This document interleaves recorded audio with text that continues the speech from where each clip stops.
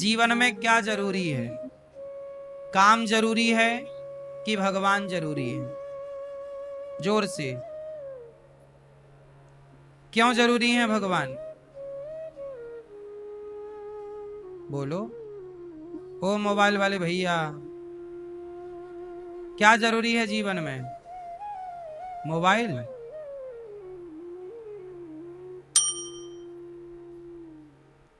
भगवान क्यों जरूरी है? क्या करोगे भगवान का? यदि आपको भगवान मिल जाएं तो क्या कहोगे और क्या करोगे भगवान का? है?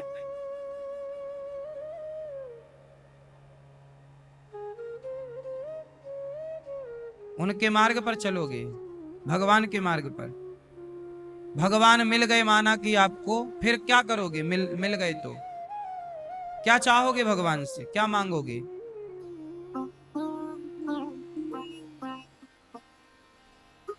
जरा सारे लोग बताओ, सब भक्त बताओ कि भगवान आपको माना मिल गए तो जब मिल जाएंगे उस समय आप भगवान से क्या मांगोगे? हैं? ठीक है, क्या करोगे भगवान को पाकर? पाओगे तो क्या मांगोगे भगवान से? हैं? तो मिलने के बाद इच्छाएं छोड़ोगे, इच्छाएं अभी छोड़ दोगे तो ऐसा लगेगा कि मिल गए। आप लोग कहते हैं मिल जाएंगे, फिर कोई इच्छा नहीं रहेगी, और हम कहते हैं कि इच्छाएं छोड़ दो तो मिल जाएंगे। अलग अलग हो गई ना बातें। भगवान, भगवान बड़े नहीं है। बताओ भगवान से बड़ा कौन? बताओ भगवान से बड़ा कौन? पीले भैया बताएंगे। भगवान से भी बड़ा कोई है? बताओ कौन? कौन? भक्त। आप बताओ भगवान से बड़ा कौन है? भक्त। आप बताओ, बताओ भगवान से बड़ा कौन? भैया बताएंगे हमारे। आप भक्त। आप मैया। भगवान से बड़ा कौन? ये मैया बताएंगी सारी। मोबाइल वाले भैया, भगवान से बड़ा कौन? आप लोग बताओ भगवान से बड़ा कौन है? हैं? भगवान से बड़ा है भगवान का नाम। भगवान से बड़ा है भगवान का।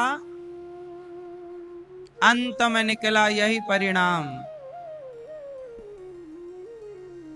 क्या परिणाम निकला? राम से बड़ा राम का।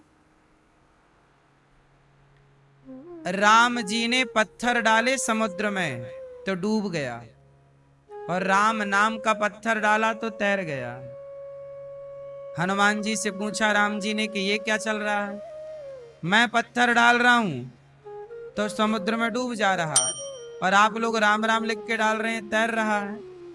तब हनुमान जी बोले, प्रभु जिसे आपने ही अपने हाथ से छोड़ दिया हो वो तो डूब ही जाएगा, लेकिन जिसे आप पकड़ लें या आपका नाम पकड़ ले वही ना पार होगा। इसलिए राम ने कितने लोगों का उद्धार किया?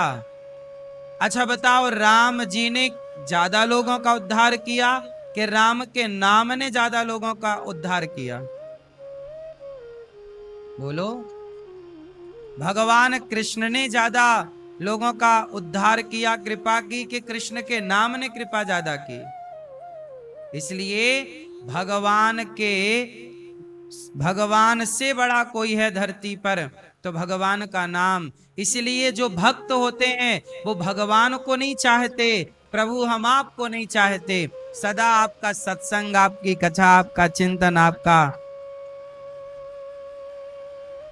सदा आपके चिंतन में मन लगा रहे, आपकी कथाएं, आपके नाम। इसलिए नाम जपो। नाम जपने में, भगवान की याद में रोने में जितना मजा है ना, भगवान मिल जाएंगे तो इतना मजा नहीं है। कोई भी चीज ले लो आप, मिल जाने के बाद कोई भी चीज की कीमत कम हो जाती है। आप गाड़ी खरीदने जाओ, जब तक नहीं मिलती आपको लगता गाड़ी गाड़ी गाड़ी गाड़ी, ये गाड़ी ये खरीदेंगे ये, और जब खरीद लो तो पड़ी है आपके घर के बाहर, कोई वैल्यू नहीं। बोलो हाँ, सही है गलत है? जब तक चीज नहीं मिलती तब तक उसकी कीमत होती है, और मिल जाने के बाद वो माटी हो जाती है। सही है कि गलत है? इसलिए भगवान को, भक्त लोग भगवान को नहीं पाना चाहते। प्रभु हम आपको नहीं पाना चाहते। क्या पाना चाहते हो फिर? आपका प्रेम पाना चाहते हैं। आपसे प्रेम बना रहे, आपके चरणों में प्रीति ऐसी हो कि आपके अतिरिक्त आप ना मिलना, पर आपके अतिरिक्त कोई याद ना रहे। आप मिल जाओगे तो मजा खत्म हो जाएगा, जब तक नहीं मिले तब तक ही सुख है। वृंदावन से जो दूर रहते हैं वो वृंदावन का ज्यादा चिंतन करते हैं, बिहारी जी का ज्यादा चिंतन करते हैं। लेकिन जब कोई वृंदावन आ जाता है तो वो तो सोच, अरे अब तो आ गए, अब तो मिल गया, वो चिंतन खत्म हो जाता है। बहुत कम लोग ही ऐसे हैं, भगवान की कृपा जिन पर है वही लोग ऐसे हैं कि जो धाम में रहकर भी धाम का और भगवान का चिंतन करते हो। वरना यहाँ आकर लोग भगवान को और भूल जाते हैं, बाहर रह के भगवान को ज्यादा याद करते हैं। कहावत सुनी होगी ना कि गंगा के किनारे रहने वाला गंगा नहीं नहाता, दूर रहने वाला गंगा। आप लोग बड़े भाग्यशाली हैं, आप लोग दूर रह के भी यहाँ आते हो, और यहाँ आते हो और बिहारी जी का दर्शन कर लेते हो। हम तो ऐसे अभागी हैं और पापी हैं कि महीनों बीत जाते हैं, बिहारी जी का दर्शन करने नहीं जा पाते, और आप लोग तो रोज दर्शन कर आते हो। तो आप लोग ज्यादा पुण्यात्मा हो, ज्यादा भाग्यशाली हो। इसलिए भगवान के मिलने में सुख नहीं है, भगवान की याद में तड़पने में सुख है, याद में रोने का सुख है। इसलिए गोपियां भगवान के लिए तड़पती हैं। जब भगवान कृष्ण चले गए गोपियों को छोड़कर, तो 100 साल तक गोपियां तड़पती रहीं। चाहती तो गोपियां मथुरा चली जाती, चाहती तो द्वारिका चली जाती। क्यों तड़पना? पर गोपियों ने कहा, कृष्ण आपके मिलने में आपका इतना चिंतन नहीं होगा जितना कि आपसे दूर रहकर हम आपका चिंतन करती हैं। बात सही है कि गलत है? इसलिए भगवान का नाम, भगवान की कथा, भगवान की कथा, भगवान का नाम, ये दोनों भगवान से बड़ी है। इसलिए भगवान से बड़ी भगवान की कथा है।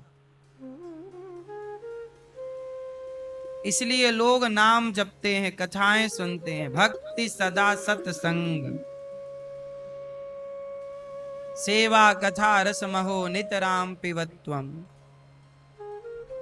गोपियां, आज भगवान ने बांसुरी बजाई और आज गोपियों को बुलाया।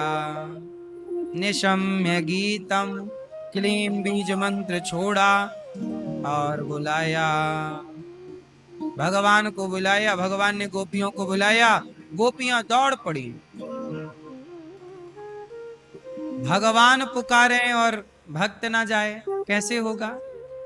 एक गोपी गाय दो रही थी, गाय दोहना छोड़ दिया, दौड़ पड़ी कृष्ण से मिलने के लिए। एक सखी आंखों में काजल लगा रही थी, बांसुरी सुनाई पड़ी, दौड़ पड़ी कृष्ण से मिलने के लिए।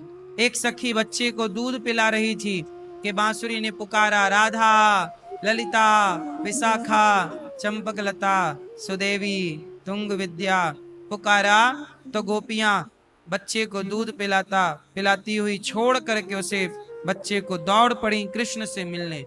क्या उत्कंठा है, क्यों? भगवान से मिलने के लिए सारा काम धाम छोड़ छोड़ कर गोपियां दौड़ रही हैं, क्यों? अच्छा बताओ, कर्म जरूरी होता है, काम जरूरी होता है कि कृष्ण जरूरी होते हैं? भगवान जरूरी है कि कर्म जरूरी है? कर्म कर्म कर्म जरूरी है कि धर्म जरूरी है? कर्म बड़ा कि धर्म बड़ा? कर्म जरूरी कि धर्म जरूरी? क्या जरूरी है, बोलो? क्या जरूरी है, आप बताओ। कर्म, कर्म जरूरी है। आप बताओ कौन जरूरी है? कर्म, कर्म जरूरी है। आप बताओ, कर्म जरूरी है, धर्म जरूरी नहीं है। रावण ने सीता मां को चुराया, क्या किया उसने? कर्म किया। ये भी तो एक कर्म है। कर्म मतलब जो आप कर रहे हैं सब कर्म है, हाँ या ना?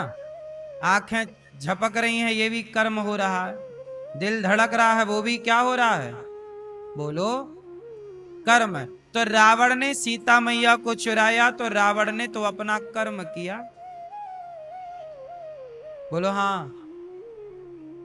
परंतु रावण के कर्म में धर्म नहीं था, इसलिए कर्म। अच्छा बताओ, रावण ने जो कर्म किया था वो कर्म सही था कि गलत था? गलत था। क्यों गलत किया? क्योंकि रावण को कर्म का ज्ञान तो है। पर रावण से पूछा जाए कि रावण बताओ, क्या दूसरे की स्त्री को चुराना क्या ये धर्म है?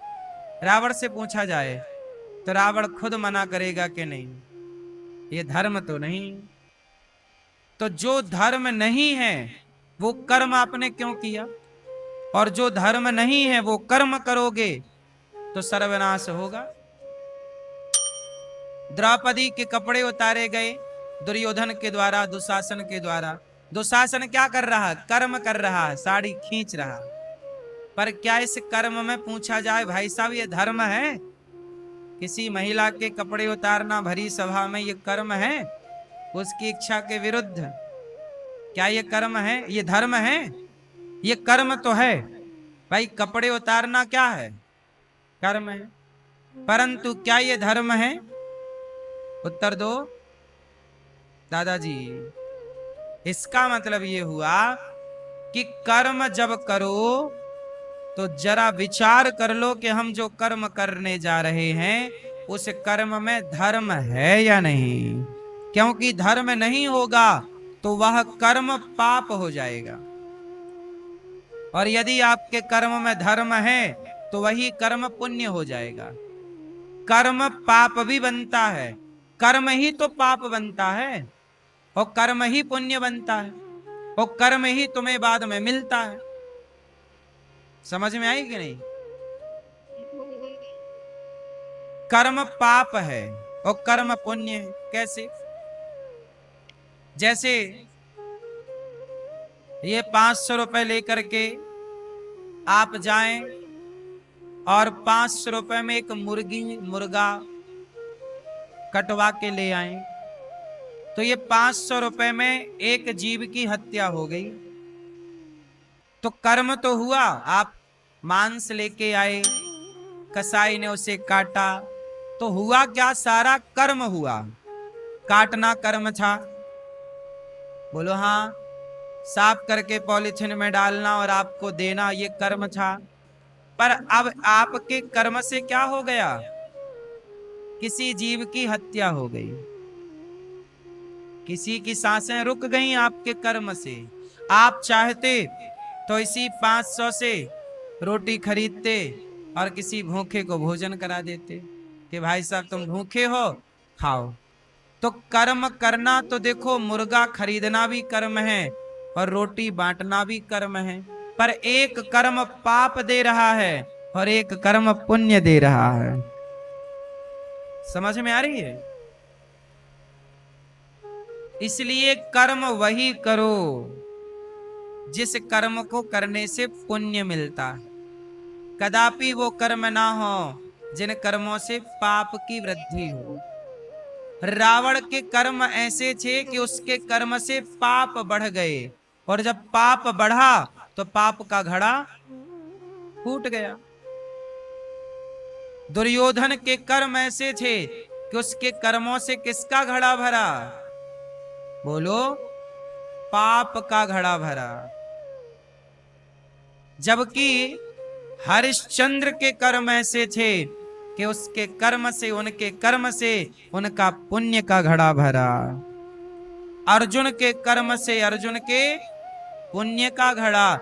कर्म दोनों दिलाएगा, पाप भी होगा कर्म से। और अब आप कौन सा कर्म करना चाहते हैं? पाप से भरा हुआ कर्म कि पुण्य से भरा हुआ कर्म? इसलिए कहता हूं, पाप करने से बचो। कोई भी कर्म ऐसा ना करो कि पाप हो जाए। सही है? मैया क्या करेंगे आप लोग? कर्म करो। कौन सा? जो कर्म करने योग्य है। इसलिए तो बच्चों को कहते हैं कि बेटा कथा सुना करो। कथा सुनेंगे तो सही रास्ते पर चलेंगे, सही कर्म करेंगे। कथाएं नहीं सुनेंगे तो गलत काम करेंगे, गलत कर्म करेंगे।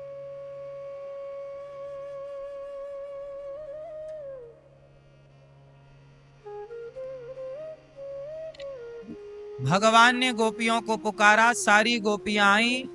गोपियों से कहा, गोपियों ने देखा भगवान की बांसुरी अधरों पे रखी है। गोपियों ने बांसुरी से कहा, बांसुरी तूने कौन से पुण्य किए हैं कि भगवान सदा तुझे अपने होठों से लगा के रखते हैं? ये बांसुरी सदा भगवान के होठों से लगी रहती है। गोपियां बोलती है, बांसुरी हमें तो तेरे से जलन होती है। प्रभु कभी हमें अपने इतने पास नहीं ले जाते जितने करीब तुझे रखते हैं। तूने कौन सा पुण्य किया है बहन? तब बांसुरी ने कहा कि सखियों, मैं बांस की बनती हूं, और बांस की बनती हूं उस बांस की जो बांस भीतर से खाली है। बांसुरी किस बांस की बनती है? जो बांस भीतर से भगवान ने बांसुरी को होठों से क्यों सजाया है, होठों पे क्यों लगाया? भगवान कहते हैं जो भीतर से खाली है उसे मैं स्वीकार कर लेता हूं। इसलिए आप बांसुरी की तरह बनो, भीतर से बिल्कुल खाली हो जाओ। खाली मतलब छल कपट निंदा चुगली ईर्ष्या द्वेष निष्काम हो जाओ, भीतर से खाली हो जाओ। आजकल आदमी कहां से भरा है? भीतर से भरा है। इसलिए भगवान स्वीकार नहीं कर पाते। और बांसुरी कहां से खाली है? अंदर से खाली है। स्वीकार कर लिया। अच्छा, बांसुरी बनती है बांस की। बांस में उसे काटा जाता है बांस को, फिर बांस के बांसुरी के आकार का काटा जाता है। और छेद करने के लिए क्या करते हैं? बांसुरी में छेद कैसे करते हैं?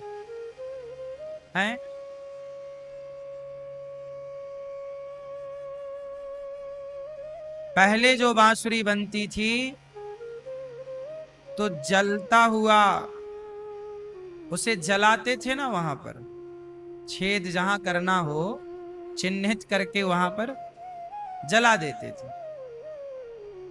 तो गोल छेद हो जाता था। बांसुरी ने कहा कि दुनिया वालों ने मुझे काटा, मेरी छाती पर 7-7 छेद किए, फिर भी आज तक मैंने किसी को गाली नहीं दी। जब भी मैं बोली तो ऐसा बोली कि जहर से भरा हुआ सांप भी मेरी तान सुन के नाचने लग गया। और संत हो, सज्जन हो, मेरी तान सुन के नाचने लग जाता। बांसुरी बोलती कैसा है, कैसे बोलती है? कड़वा बोलती है कि मीठा? कैसा बोलती है? मीठा। आप लोग कैसा बोलते हैं? बांसुरी से हमें सीखना है कि बांसुरी जैसे मीठा बोलती है, ऐसे हमें भी मधुर बोलना चाहिए। ऐसा बोलना चाहिए, मीठा, बांसुरी की तरह। आप लोग भी जरा अच्छे से बोला करो, किसी को बुरा ना लगे, किसी का आपकी वाणी से दिल ना दुखे, अच्छा बोला करो। आजकल के लोगों को बोलने का भी ज्ञान नहीं होता, बोलते भी ऐसे हैं कि बड़ा उपकार कर रहे हैं, घमंड में रहते हैं कुछ लोग। बिल्कुल सहज होना चाहिए, वाणी में सरलता हो, सहजता हो, वाणी में घमंड ना टपकता हो, अभिमान ना टपकता हो,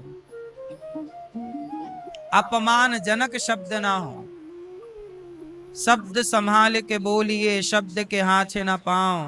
एक शब्द औषधि करे, एक शब्द करे घाव। अच्छा, रिश्ते कहां से बनते हैं और कहां से बिगड़ते हैं?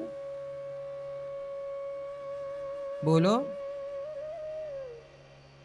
शब्दों में बड़ी जान होती है, इन्हीं से आरती अरदास और अजान होती है। कहते हैं अच्छे शब्द बोले गए तो रिश्ते बन जाते हैं, और गलत शब्द बोले गए तो रिश्ते बिगड़ जाते हैं। शब्दों से ही रिश्ते बनते या बिगड़ते हैं। इसलिए कहता हूं कि जिह्वा पे चोट लग जाए तो सबसे पहला घाव जिह्वा का ही भरता है।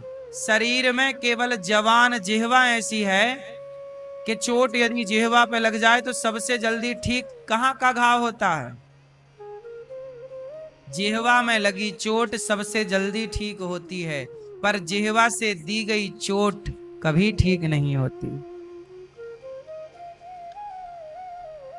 यदि आप जिह्वा से किसी को चोट देते हैं तो फिर वो कभी कभी उसके घाव नहीं भरते। जिह्वा के घाव भर जाते हैं, पर जिह्वा से किए गए घाव, वाणी से किए गए घाव, इसलिए शब्दों को संभालिए और अच्छे शब्दों का चयन कीजिए। रिश्ते खराब ना हो, भाई से रिश्ता ना बिगड़े, परिवार से रिश्ता ना बिगड़े। आप इतना अच्छा बोलिए कि सब आपके बोलने से प्रभावित हो जाएं। लेकिन आपको गुस्सा आता है और आप कुछ ऐसा बोल देते हैं कि बात बिगड़ जाती है। हाँ या ना? अच्छा, एक बात बताओ, हीरा हीरा और पत्थर, एक असली हीरा और एक नकली हीरा, दोनों को एक सा काटा जाए, एक सा वजन किया जाए, एक सी नक्काशी की जाए, तो क्या आप बता दोगे कि असली हीरा कौन है और नकली कौन है? अच्छा, जौहरी बता देगा कि नहीं? एक राजा था, उसके दरबार में एक आदमी आया, बोला महाराज एक हीरा असली है, एक नकली है, आपके जौहरी बता देंगे तो हीरा मैं आपको दे दूंगा, और नहीं बताएंगे तो हीरे की कीमत जितनी है उतना धन आपको मुझे देना पड़ेगा। राजा बोले शर्त मंजूर है, क्योंकि हीरा को पहचानना जौहरी के लिए तो कठिन नहीं था। हीरा रखा गया, दोनों इतने असली दिख रहे थे कि राजा के जौहरियों को पहचानना बड़ा कठिन हो गया। किसे कह दें कि असली है और किसे कह दें कि नकली है। एक से एक सी नक्काशी, एक सा सब कुछ। धीरे धीरे राजा के 7 जौहरी फेल हो गए, 7 जौहरी चले गए। राजा शर्त हार गए, पहचान ना पाए। वो कठिन था काम, इतना भी तो सरल नहीं है ना शर्त जीतना, चुनौती जीतना। राजा हार गए। तभी पीछे कोई बूढ़ा आदमी बैठा था, बोला महाराज एक मौका मुझे दे दो, मैं भी आपके बाप दादों के जमाने का जौहरी हूं।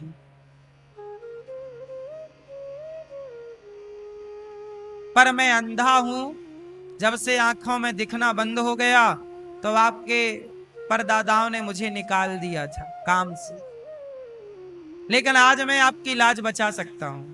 तो राजा बोले कि देखो, आपसे बड़े बड़े ये जौहरी हैं जिनकी आंखें हैं, आपकी तो आंखें भी नहीं। अब आप कैसे पहचानोगे कि असली हीरा कौन और नकली हीरा कौन? बोले महाराज आप मुझे 1 घंटे का मौका दे दो। राजा बोले कोई बात नहीं, अब हार तो गए हैं, आप भी ट्राई कर लो।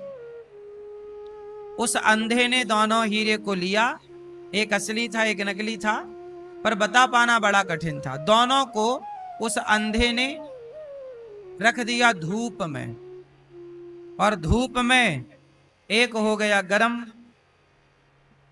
और एक रहा ठंडा। तो जो हो गया गरम, तो अंधे ने कहा कि साहब ये गरम हो गया, ये है नकली, और ये धूप में भी ठंडा है, ये रहा असली।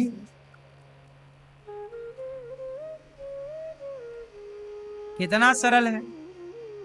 राजा बोले आपने कैसे पहचाना कि असली और ये नकली है? बोले जो गर्म हो जाए धूप में वो नकली है, और जो धूप में भी गर्म ना हो वो हीरा है असली। तो जो बात बात में गर्म हो जाते हैं वो नकली लोग होते हैं, और जो जरा विषम परिस्थिति में भी अपने दिमाग को अपने चित्त को ठंडा रखते हैं वही कीमती होते हैं, असली होते हैं। आज भी समाज में 2 तरह के लोग पाए जाते हैं, एक हीरा तरह के और एक पत्थर तरह के। पत्थर गर्म हो जाता है, आप में से बहुत लोग ऐसे होंगे जो बात बात में गर्म हो जाते हैं, गुस्सा आ जाती है, नाक में ही गुस्सा रखी है, मतलब आपकी कीमत कम है, आप सस्ते हैं। जो गर्म हो गया वो सस्ता पत्थर था, और जो गर्मी पे भी ठंडा रहा वो कीमती था। जो हर परिस्थिति में भी दिमाग को ठंडा रखे वही कीमती है, वही बड़ा है।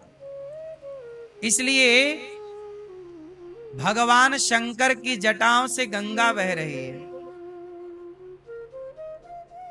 शंकर की जटाओं से क्या बह रही है? बोलो।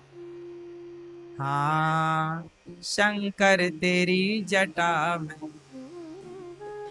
बहती है गंगधारा, शंकर तेरी जटा में।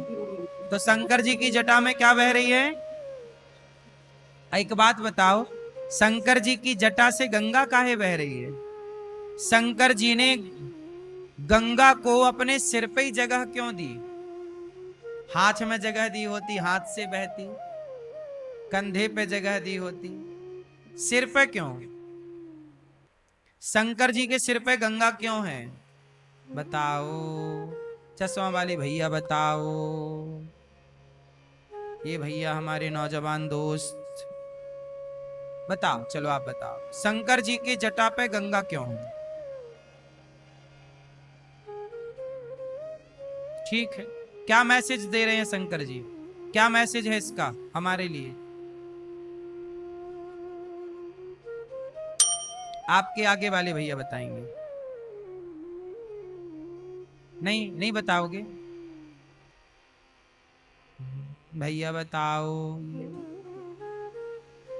ये भैया बताएंगे। आपके बगल में आप बताओ। शंकर जी हैं? थोड़ा जोर से। शंकर जी की जटा में गंगा क्यों है? सिर पे गंगा क्यों है?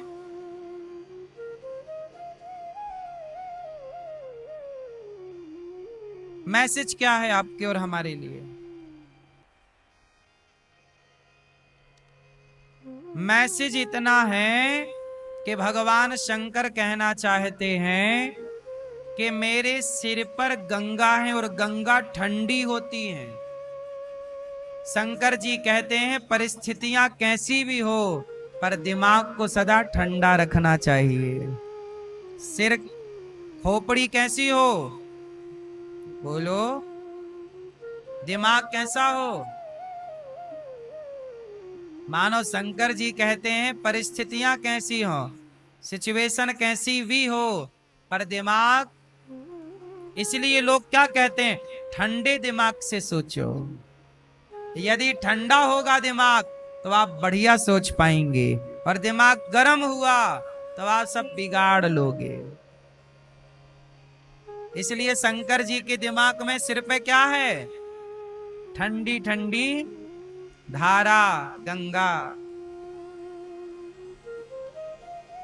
तो जो पत्थर जिनकी कीमत कम है, आप में से कितनों को गुस्सा आता है?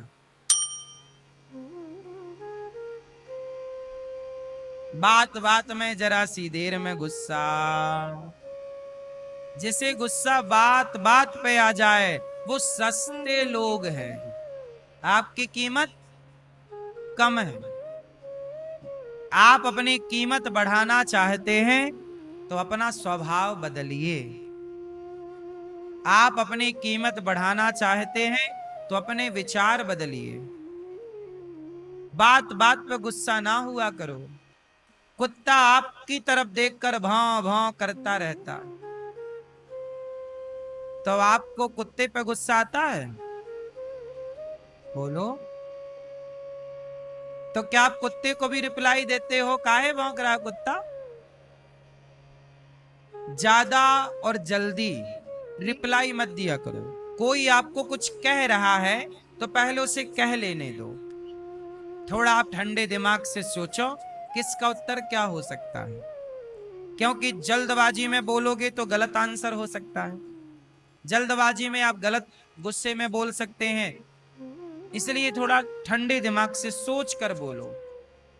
बिना विचारे जो करे सो पाछे पछताए, और काम बिगाड़े आपनो जग में होए हंसाए। इसलिए विचार के काम करना चाहिए। ये सब बातें आप सबके लिए, हम सबके लिए, हमारे ऋषियों ने सब कहा है। तो दिमाग कैसा होना चाहिए हमारा? तो आपको कितने लोगों को गुस्सा आएगा? जब गुस्सा आए तो क्या करना चाहिए? क्या करना चाहिए? गुस्सा आए तो, गुस्सा आए तो ये उंगली उठाओ, यहां रखो। जब क्रोध आए तो इस उंगली का प्रयोग यहां के लिए।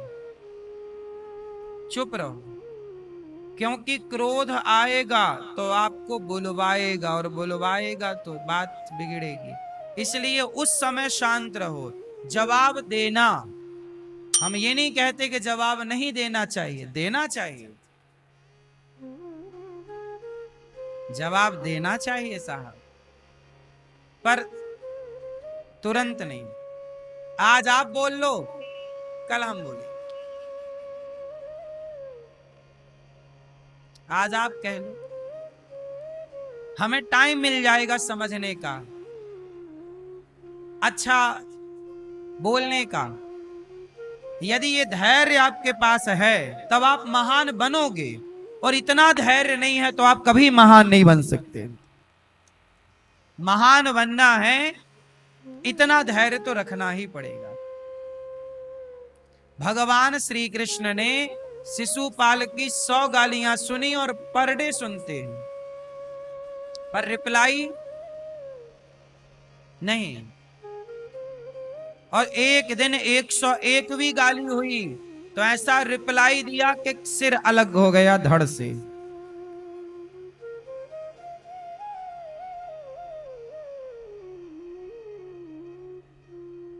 ज्ञानी मारे ज्ञान से, अंग अंग भिद जाए, और मूर्ख मारे लाठी से तो फूट खपड़िया जाए।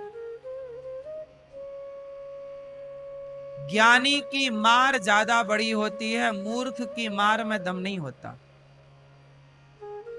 बोलो हाँ। किसकी मार ज्यादा प्रभावी होती है, मूर्ख की कि ज्ञानी की?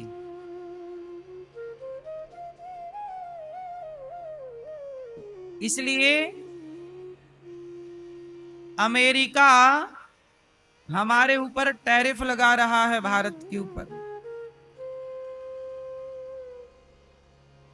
तो भारत को भी जवाब, भारत ने भी जवाब दिया। वो अपना दिमाग लगा रहा है, तो हम अपनी टेक्नोलॉजी बढ़ा करके उसे जवाब दे देंगे। यही क्रम है। जरूरी नहीं है कि तूने जैसा किया हम भी वैसे ही करें। क्यों मेरी मां? रिप्लाई क्या होना चाहिए? अब हमारे देश में भी बैटरी वाली कार बनने लग गई। अमेरिका बढ़ाए, सब में टैरिफ तो बढ़ा ले, तेरा सामान ही नहीं खरीदेंगे हम लोग, तो बेच कहां लेगा? क्यों भाई साहब? तू बढ़ाता रहे, घमंड में चूर चूर रहे। आप जो देश हमारे देश को दबाना चाहे, जो भी देश भारत को दबाना चाहे, उस देश की चीजों का बहिष्कार कर देना चाहिए। यही मुंह तोड़ जवाब है। उस देश की चीजों का क्या कर देना चाहिए? बहिष्कार। हमें तेरी चीज चाहिए ही नहीं, हम भारत की बनी चीज खरीदेंगे। मेड इन इंडिया, भारत की बनी चीजों को हम खरीदेंगे। कोशिश करें अब हम लोग, अब हमारा भारत बदल रहा है, हमारा देश अब समृद्धवान हो रहा है। हम भारत की बनी चीजों का प्रयोग करें ज्यादा से ज्यादा। चाइना पर भी निर्भर ना हो, अमेरिका पर भी निर्भर ना हो, सेल्फ डिपेंड, आत्मनिर्भर। तब हम दुनिया को समझा सकते हैं। तो कुल मिलाके कितना भी कोई आग बबूला हो, गुस्सा करे, पर आपको शांत चित्त से निर्णय लेने चाहिए। इस बात के लिए मानना पड़ेगा कि मोदी जी के अंदर बहुत धैर्य है। इतना धैर्यवान होना बहुत कठिन है जितना धैर्य का परिचय मोदी जी देते।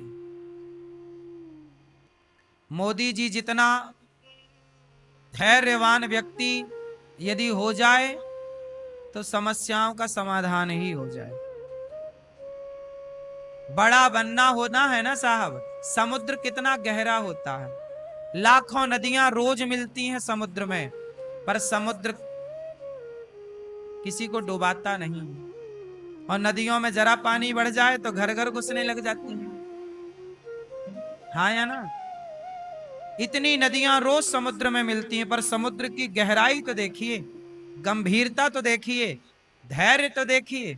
नदियों में इतना धैर्य नहीं है जितना धैर्य, हाँ, बड़ा बनना है ना साहब, तो धैर्यवान व्यक्ति ही बड़ा होता है। क्षुद्र नदी जल भरी तो रही। ये तो क्षुद्र लोग हैं, क्षुद्र नदी, जो बात बात पे रिप्लाई करें और बात बात पे गुस्सा करें और बात बात पे। आप इस चक्कर में ना पड़ा करो। कुत्ता आपको देख के भौंक रहा है, चुपचाप आगे बढ़ो। कहां कुत्तों के मुंह लगोगे? कोई आपको कुछ कह रहा है, कहने दो। आप क्यों अपना टाइम वेस्ट कर? यदि आप रुके तो आपका ही समय बर्बाद होगा, समय भी बर्बाद होगा, आपका मन भी खराब होगा। क्योंकि आप जब दो चार बातें कहोगे तो अपने आप मन परेशान होगा। तो अपना मन भी खराब क्यों करना, समय भी खराब क्यों करना? कुछ हाथापाई हो गई तो कोर्ट कचहरी के चक्कर और लगाने पड़ेंगे, तो धन भी जाएगा, तो तन भी जाएगा, मन भी जाएगा और धन भी जाएगा। इसलिए समझदारी है कि कोई आपको कुछ बोले तो उसका जवाब आज ना देकर सभ्यता से कल दीजिएगा जवाब। तुरंत नहीं, तू आज बोलता, आज सुनेंगे हम, सुन के मंथन करो किसने गलती कहा कल, सही है कि गलत है। आपके भाई ने कुछ बोला, आज बोलने दो, आज उसको गुस्सा है ना, तू बोल, आज तेरा टाइम है। पत्नी को गुस्सा है, आज तू बोलती रहे, आज नहीं बोलेंगे हम कल बोलेंगे। पति कुछ कह रहा है, आप बोलिए, आज आज हम कुछ नहीं कहेंगे, कल बोलो। हाँ सही है। आप लोग गलती कहां कर जाते हैं, तुरंत रिप्लाई देना चाहते हैं, तुरंत, तुरंत के चक्कर में नहीं पड़िए। समझदार लोग विचार करके काम करते। यदि आप तुरंत वाले हैं तो आप समझदार नहीं हैं, और आप में धैर्य है तो आप बहुत आगे जाओगे, बहुत आगे जाना है आपको। धैर्यवान व्यक्ति ही आगे जाएगा, धैर्यहीन व्यक्ति कभी तरक्की। गोपियां आई, पति कैसा भी हो, भगवान कह रहे हैं, ये बात हम नहीं कह रहे। भगवान क्या बोले, पति कैसा भी हो, नारी को पति का त्याग नहीं करना चाहिए। क्यों मेरी माँ, पति कैसा भी हो, नारी को क्या करना नहीं चाहिए, पति का त्याग। और नारी पति को भी अपनी पत्नी का त्याग नहीं करना चाहिए। विवाह हो गया तो उस रिश्ते को निभाना चाहिए, छोड़ना नहीं चाहिए। हाँ या ना। पत्नी कैसी भी हो, पति कैसा भी हो, रिश्तों में विश्वास हो और प्रेम हो, प्रेम से रिश्ते आगे बढ़ते रहें, सहनशीलता की नींव हो, फिर आपके रिश्ते चलेंगे। रिश्ते में क्या चाहिए होता है, प्यार या सहनशीलता, क्या चाहिए रिश्तों में, ज्यादा क्या चाहिए, प्यार के सहनशीलता, ज्यादा क्या चाहिए। क्यों भैया, रिश्तों में ज्यादा क्या चाहिए मैया, क्या चाहिए मेरी माँ, क्या चाहिए, सहनशीलता। थोड़ा दो बात सहन करना पड़ेगा। अच्छा एक बात बताओ, आज के जमाने में पत्नी भी सेल्फ डिपेंड है, पति भी सेल्फ डिपेंड, पत्नी भी कमाती है और पति भी कमाता है, आत्मनिर्भर है। अच्छा आत्मनिर्भर लोग गृहस्थी चला पाते हैं कि नहीं, उत्तर दो। आत्मनिर्भर लोग गृहस्थी चला पाते हैं या नहीं, जोर से जो मैया, ओ पंचायती मैया,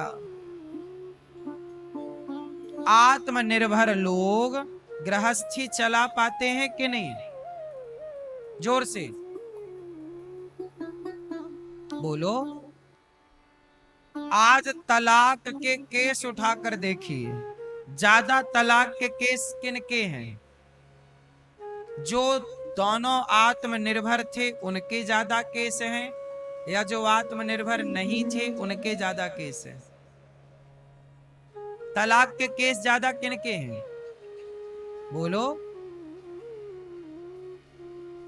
जो पुरुष और जो स्त्री आत्मनिर्भर हैं, तो वो लोग कहते हैं कि जब हम आत्मनिर्भर हैं तो हमें आपकी क्या जरूरत है, तो उनके रिश्ते कच्चे हो जाते हैं और तलाक होने की संभावनाएं उनकी ज्यादा होती हैं। इसका मतलब है कि आप संसार में संसार के काम के लिए तो आत्मनिर्भर रहो, पर पति को पत्नी पर निर्भर रहना चाहिए और पत्नी को पति पर निर्भर रहना चाहिए। यदि एक दूसरे पर आत्मनिर्भरता आ गई तो रिश्ते चलेंगे, और आप सेल्फ डिपेंड चिल्लाओगे तो कैसे चलेगा। क्यों, बात सही है। पहले के लोग क्यों अपना, पहले तलाक के केस कितने थे आज के 100 साल पहले, रहे होंगे तो ना के बराबर, हाँ या ना। आज जितने हैं इनसे तो बहुत ना के बराबर रहे होंगे। पहले भी पुरुष छोड़ते थे पत्नियों को, पत्नियां भी छोड़ देती थी पुरुष को, पर ये केस बहुत कम, कहीं कहीं कभी कभी, हाँ या ना। आज तो हर आए दिन सुनने को मिलता है तलाक तलाक तलाक तलाक। रोकने का मेरे पास एक उपाय है, यदि आप कहो तो बताओ, बताएं। चाइना में तलाक है, इतना अधिक नहीं है, इतना परेशान नहीं है वहां के लोग रिश्तों को लेके। क्यों? तलाक होने का सबसे बड़ा कारण है कि आज कुछ लोग धंधा बनाए हैं कि शादी करो और तलाक ले लो तो 20-25 लाख रुपया मिल जाएगा। कुछ लोगों का क्या बन गया है, ये धंधा बन गया। यदि ऐसा कानून बन जाए कि तलाक लेना है तो ले लो, पर मिलेगा कुछ नहीं। पुरुष को लेना है ले लो, स्त्री को लेना है ले लो, पर मिलेगा कुछ नहीं। तो फिर आदमी निभाने की सोचेगा। अभी आदमी निभाने की नहीं सोचता कि यार एक काम करो तलाक दो, 10-20 लाख मिलेंगे, उससे अपना हो जाएगा, फिर कहीं देख लेंगे। इससे अपराध बढ़ रहे हैं, हाँ या ना। कितने केस मैंने ऐसे देखे कि शादी हुई और 4 दिन बाद तलाक का केस डाल दिया, तलाक चाहिए। मतलब वो शादी करी ही थी तलाक लेने के लिए कि तलाक के बहाने अब 2-5-10 लाख मिल जाएगा, 20 लाख मिल जाएगा, हाँ या ना। ऐसा हो रहा है कि नहीं, हम पूछ रहे हैं आप लोगों से, बोलो हाँ कि ना। इसका मतलब है कि तलाक आज केवल लोभ के कारण, सारे तलाक ऐसे हैं हम ये नहीं कहते, पर अधिक मात्रा में तलाक लोभ के कारण होते हैं। यदि लोभ ना हो तो तलाक ना हो। पहली बात तो लोभ ना हो तो तलाक नहीं होगा। दूसरी बात, लड़की और लड़का दोनों कभी ये ना सोचें कि हम घर में सेल्फ डिपेंड बने, नहीं। पुरुष को पत्नी पर निर्भर होना पड़ेगा और स्त्री को पुरुष पर निर्भर, यदि गृहस्थी चलानी है तो। और यदि आप आत्मनिर्भर होने की बात कह रहे हैं तो संसार के लिए आत्मनिर्भर बनिए। संसार के लिए तो आत्मनिर्भर बनिए कि पड़ोसी से आपको हाथ ना पसारना पड़े और बाप से कुछ पैसे ना मांगना पड़े और आपकी गृहस्थी बिना किसी से मांगे चल जाए। लेकिन पत्नी पर निर्भर होना पड़ेगा और पति पर, तब बढ़िया गृहस्थी चलेगी। निर्भरता तो चाहिए, हाँ या ना। जो व्यक्ति ये मान लेगा कि हम तो सेल्फ डिपेंड हैं, तो फिर वो क्यों पत्नी पे या पति पे, जरूरत ही नहीं है उसे। फिर वो नहीं चला पाएगी ना, या चला पाएगा गृहस्थ, बोलो हाँ। भाई हम आपके पास तभी तो रहेंगे जब हमें लगेगा कि हमें आपसे कुछ हेल्प हो रही है। जब हमें लगेगा कि हमें आपसे कुछ हेल्प हो नहीं रही है, हम खुद कर सकते, तो हम आपके पास क्यों रहेंगे। वो स्त्री पुरुष के पास क्यों रहेगी, बताओ। वो तो खुद अपना करती है, कमाती है, क्या जरूरत है आपकी फिर। एक चीज और है कि पति पत्नी के बीच में ना पैसा नहीं होना चाहिए। यदि आपने पैसे को महत्व दिया तो आपकी गृहस्थी नहीं चलेगी। पति और पत्नी के बीच में समर्पण हो, प्रेम हो, पैसा पैसा बिल्कुल ना हो। मतलब पैसा बिल्कुल ना होने का तात्पर्य है पैसा हो पर पैसा कभी मुद्दा ना बने आपके बीच में। क्या मुद्दा ना बने, सारा पैसा कमाओ और पुरुष कमाए तो सारा पत्नी को ला करके दे और पत्नी कमाए तो पति को ला कर दे, हाँ या ना। घर की लक्ष्मी कौन, पत्नी। तो जितना कमायो करो लाला, भैया आप लाके पत्नी को दियो करो। देते हो आप लोग? नहीं, पूरा पूरा पूरा नहीं देते। फिर पूरा किसे देते हो? माँ को। और पत्नी को नहीं देते बिल्कुल? क्यों? कितने साल हो गए शादी की आपके? 10? 9? 9 साल बाद भी पत्नी पे भरोसा नहीं है? हैं? नहीं है भरोसा? कहाँ पत्नी आपकी? तो 1 रुपया नहीं देते पत्नी को? अच्छा, तो माँ को दे देते हो पूरा। कितने भाई हो? तो फिर वो पैसे का क्या करती है माँ? पत्नी को दोगे तो क्या दिक्कत है? चलो माँ को दे रहे हो आप, सही हो, पर थोड़ा पत्नी को भी तो दो।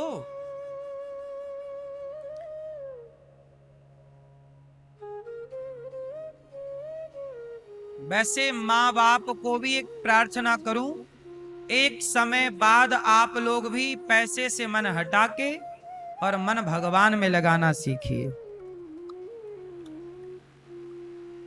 पैसा बेटा कमाता है तो बेटे को बोल दो कि बेटा तू कमाता है, तू संभाल पैसा। हम क्या करेंगे, हमें तो, क्योंकि ये पैसा ना बाद में फिर लड़ाई झगड़ा कराता।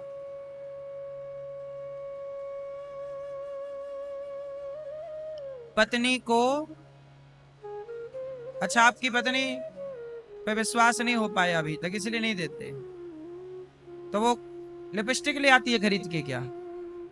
सारा उड़ा देती होगी, नहीं बचा पाती। अच्छा पति लोग भी क्या करें, मैयाओं को देते हैं पैसा, पत्नी को तो पत्नियां ले आती महंगी महंगी लिपस्टिक। आपको भी बचाना चाहिए। स्त्री का धर्म है कि पैसे को बचाए। पैसा काम आता है, कहते हैं विद्या कंठ की काम आती है और पैसा गंठ का काम आता है। गांठ का मतलब पास का। विद्या कंठ की और पैसा गंठ का मतलब गांठ का मतलब पास का, जो पास में है। इसलिए आप पैसे बचाओ, अपने जरूरतों को कम करो। जो व्यक्ति पैसा बचाता है वो सुखी है आज के युग में, और जो यूं ही पैसा उड़ाता है, महंगे महंगे कपड़े, महंगी महंगी चीजें ना, कितना भी महंगा कपड़ा खरीद लो, 10-5 बार पहनने के बाद उसकी कीमत अपने आप घट जाती। कपड़े कपड़े की तरह, तन ढकने के लिए। बाकी दुनिया क्या पहन रही है, हम क्या करें? आप 2 पैसे बचाओ, उस बचे हुए पैसे से अपने लिए घर खरीद लो, बचे हुए पैसे से आप अपने लिए घर ले लो, बच्चों के पढ़ाने के लिए थोड़ा बैलेंस बनाओ, व्यापार करना चाहो तो व्यापार के लिए थोड़ा पैसा बना के और व्यापार में पैसा लगाओ। ऐसी जगह पैसा लगाओ जहां से पैसा बढ़ने की संभावना हो। सट्टे में ना लगा लेना, जुए में ना लगा लेना, वरना पछताओगे। पैसे का समझदार वो लोग हैं जो पैसे का सदुपयोग करते हैं। हमारे गांव में, मतलब हम एक बात बता रहे हैं, 2 लड़के थे, दोनों 50,000 रुपए कमाने लग गए, 50,000 रुपए महीना। तो एक लड़के ने 1-2 साल बाद अपने लिए एक बढ़िया गाड़ी खरीदी। पैसा कमाने लग गया ना, सबको दिखाएगा जी मैं पैसा कमाता हूं, देखो मेरे पास गाड़ी है। उसने गाड़ी खरीदी, लोन ले लिया कि 50 कमाता हूं, ऐसा करूं कि 50 लाख वाली गाड़ी खरीदता हूं, सबको दिखाऊंगा देखो मैं पैसे वाला। एक लड़का था, उसने 50 लाख की गाड़ी खरीद ली, और दूसरा था, उसने 25 लाख रुपया का प्लॉट खरीद लिया, प्लॉट घर के लिए। दोनों की कमाई 50,000 थी। अब जिसने गाड़ी खरीदी, 1 साल बाद उसकी गाड़ी 50 लाख की कितने की हो गई? 25 लाख की। 1 साल बाद आधी हो गई, और 1 साल बाद उसका प्लॉट जो था 25 लाख वाला कितने का हो गया? 40 का हो गया, थोड़ा 45 का हो गया, धीरे धीरे वो 50 का हो गया, 1.5 साल 2 साल के अंदर। और उसकी गाड़ी 2 साल बाद 10-12 लाख की रह गई। अब आप बताओ कि इन दोनों में समझदार कौन है? गाड़ी वाला?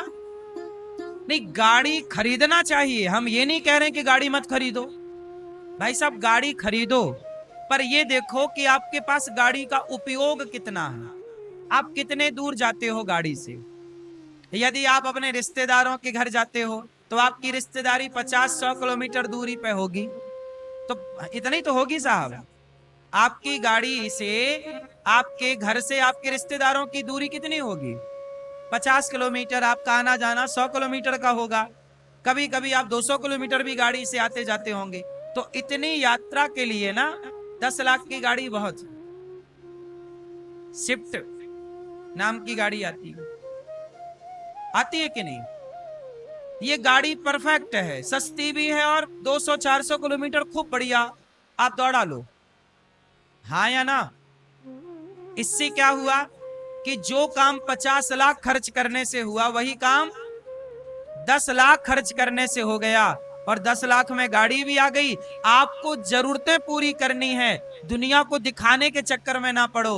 बचे थे 40 लाख, 10 लाख की गाड़ी खरीद लेते, 40 लाख थे तो प्लॉट खरीद लेते, घर खरीद लेते, आगे की प्लानिंग कर लेते, कुछ बिजनेस का सोच लेते।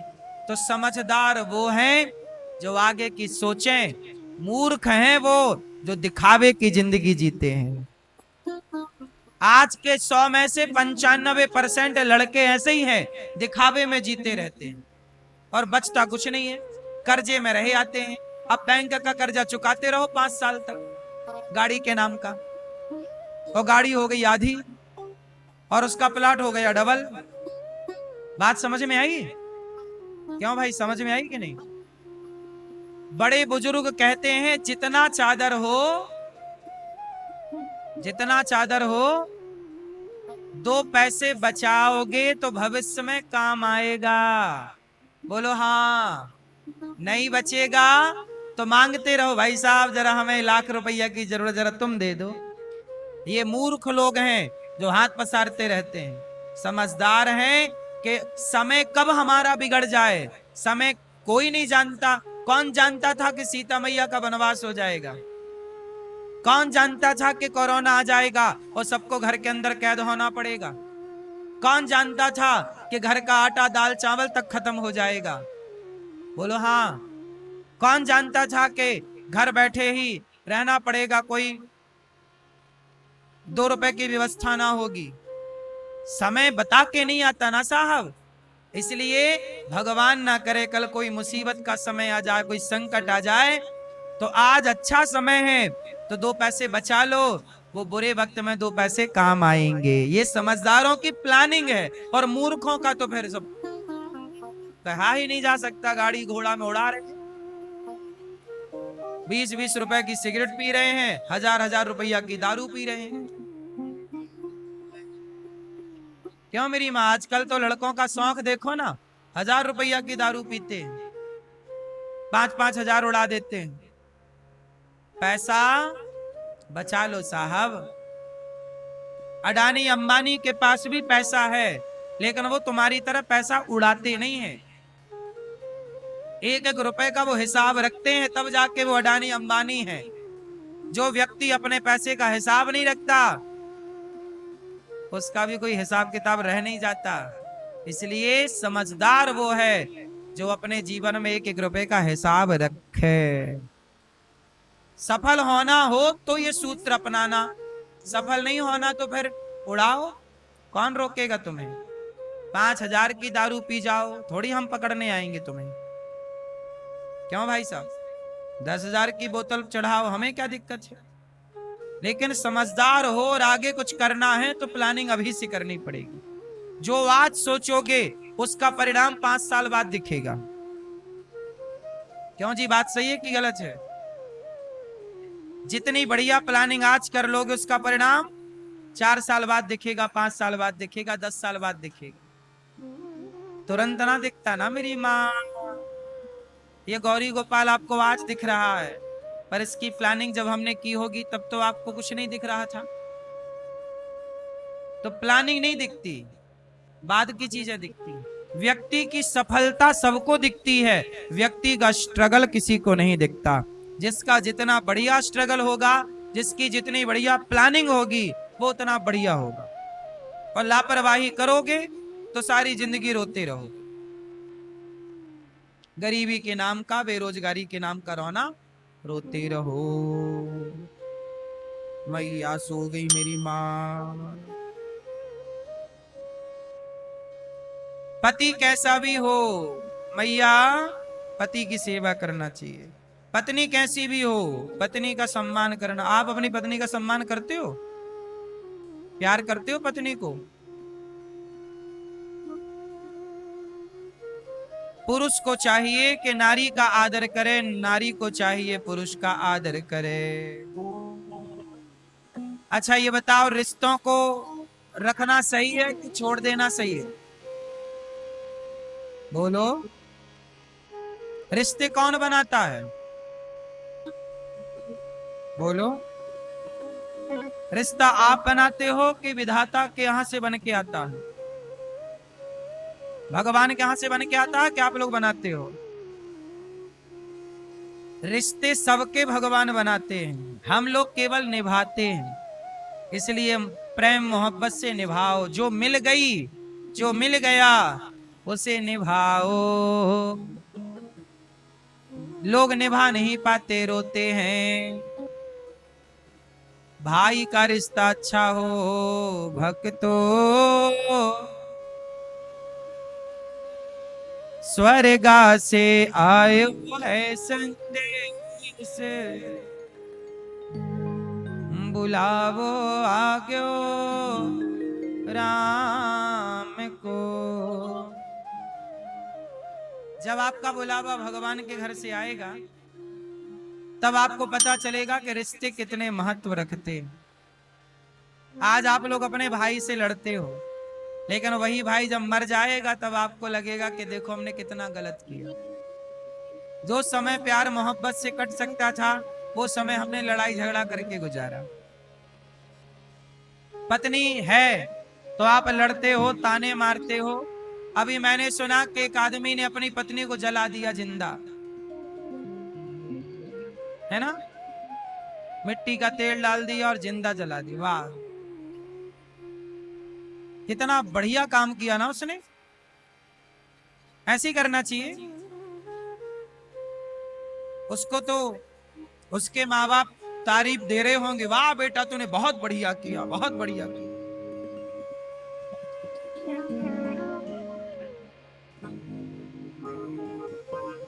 सोचिए, एक महिला को उसने जिंदा जला दिया, कितना कष्ट हुआ होगा उसे जलने में। कितना कष्ट, हम लोगों को रोटी की भाप लग जाए तो कितनी तकलीफ होने लग जाती है। गरम रोटी की भाप लग जाती है तो फफोले पड़ जाते हैं। और वो जिंदा जला दिया, उसे जरा दया नहीं आई, जरा उसे पीड़ा नहीं हुई। क्यों? क्योंकि उसके अंदर शायद दया ही ना रही हो, करुणा ही ना रही हो। इसलिए कहता हूं कि ब्याह करने के पहले, शादी करने के पहले इंसानों की कदर करना सीख लो। यदि इंसानों की कदर आप नहीं करना जानते ना, एक दूसरे के घर की बेटी की इज्जत करना आप नहीं जानते ना, दूसरे के घर के बेटे का सम्मान करना आप नहीं जानते, तो विवाह मत करना। क्या मतलब निकलना उससे? जिंदा ही जलाना है किसी लड़की को तो विवाह क्यों करना है? मत करो। ये पाप क्यों ले रहे हो जिंदा जलाने का? मत करो ब्याह, उसे उसकी जिंदगी जीने दो। पत्नी जिंदा है ना, उसकी कदर नहीं है। पति जिंदा है, कदर नहीं। इसलिए हम कहते हैं हर रिश्ते की इज्जत करो, हर नारी का सम्मान करो, हर पुरुष का सम्मान करो। ना पुरुष पर अत्याचार करो, ना स्त्री पर अत्याचार करो, बल्कि एक दूसरे का सम्मान करो, आदर करो। हम आपका सम्मान करें, आप हमारा सम्मान कीजिए। ऐसे ही ये रिश्ते मधुर होते हैं। भाई पति पत्नी का रिश्ता क्या है? 50-50 का रिश्ता है। 50 हम 50 आप, तब ना जाके 100 हुआ। आप अपने को ही सम्माने और पत्नी को कुछ ना समझे या पति को कुछ ना समझ, तो भी तो रिश्ता नहीं चलेगा ना। इसलिए किसी को जला देना ये आपका अधिकार नहीं है। इससे पता लगता है कि आपके संस्कार गलत थे, आपके माँ बाप की कमी रह गई कि आपके माँ बाप ने आपको नारी का सम्मान करना नहीं सिखाया। कई बार हम लोग सोचते हैं कि चलो माँ है। जब तक माँ जिंदा होती है ना, माँ की कदर नहीं समझते हम लोग, कदर नहीं करते, इज्जत नहीं करते। माँ मर जाए तब पता लगता है कि माँ का होना कितना बड़ा गौरव था, सम्मान था। इसलिए मैं हाथ जोड़ के प्रार्थना करूं, कभी अपनी पत्नी को जिंदा जलाने का सोचिएगा भी मत। और किसके लिए जलाया उसने? दहेज के लिए, पैसे के लिए। टॉर्चर करता रहता था पैसे पे। तुम निकम्मे क्यों बन रहे हो? कमाओ ना साथ। एक जिंदगी इसलिए जला दी क्योंकि आपको पैसा चाहिए था, आपको घर बैठे पैसा चाहिए।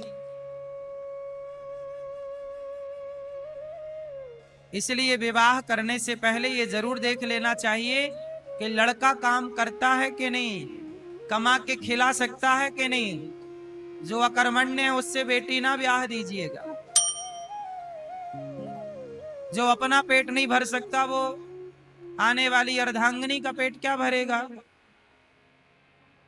इसलिए बहुत सोच समझ के विवाह करना चाहिए। किसे बेटी देना है, किसे बेटी नहीं देना, कौन योग्य है कौन अयोग्य है, पहले के लोग बहुत पड़ताल करते थे। विवाह करने के पहले छानबीन करते थे। लोगों की सुनी बातों पे भरोसा नहीं करते थे, आंखों से देखते थे। बहुत लंबे समय तक जासूस लगा के पड़ताल करते थे, लड़की कैसी है, लड़का कैसा, आचार विचार ठीक है या नहीं, तब विवाह सफल होते थे। हाँ या ना? आजकल तो जल्दबाजी में कर देते हैं लोग। कब किसका बुलावा आ जाए, बहुत प्रेम से रहना चाहिए। रिश्तों को मजाक नहीं समझना चाहिए, रिश्तों में थोड़ा सी गंभीरता लानी चाहिए। हंसते मुस्कुराते रिश्ते जाएं। पति कैसा भी हो, पत्नी कैसी भी हो, अब आपकी है, आपका है, निभाओ। भाई कैसा भी है, आपका है, निभाओ।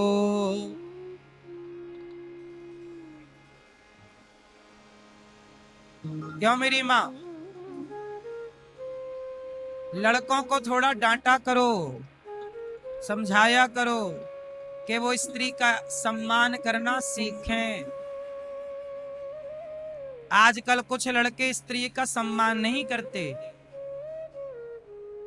लड़के यदि स्त्रियों का सम्मान करने लग जाएं तो ये समस्या ही ना हो। समस्याएं इसलिए पैदा हुई क्योंकि आज कुछ पुरुष, पता है स्त्रियों को क्या समझते हैं? कुछ पुरुष कहते हैं तुम तो हमारे पांव की जूती हो। स्त्री को पांव की जूती समझती है। स्त्री पांव की जूती कभी नहीं होती। हम ये बात बहुत पहले से कहते चले आ रहे हैं। इस बात को कहते कहते हमें 15 साल तो हो ही गए होंगे लगभग। पत्नी कभी पांव की जूती नहीं होती। पत्नी तो पुरुष के माथे की पगड़ी होती है, जो आपकी शोभा बढ़ाती है, आपका सम्मान बढ़ाती है, आपकी इज्जत बढ़ाती है। थर्ड क्वालिटी के लोग हैं वो जो पत्नी को पांव की जूती समझते हैं। पत्नी कभी भी पांव की जूती नहीं रही। पत्नी सदा घर परिवार का सम्मान रही है, इज्जत रही है। इसलिए नारी केवल भोग की वस्तु नहीं, हमारे यहाँ विवाह किया जाता है। बताओ विवाह क्यों किया जाता है? आपने किया विवाह? नहीं, आपका हुआ, आपका विवाह हो गया। आपने विवाह क्यों किया? बताओ विवाह क्यों किया जाता है?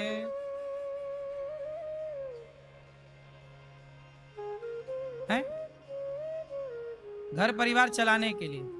तो विवाह नहीं करते तो घर परिवार नहीं चलता, वो तो चल ही रहा था।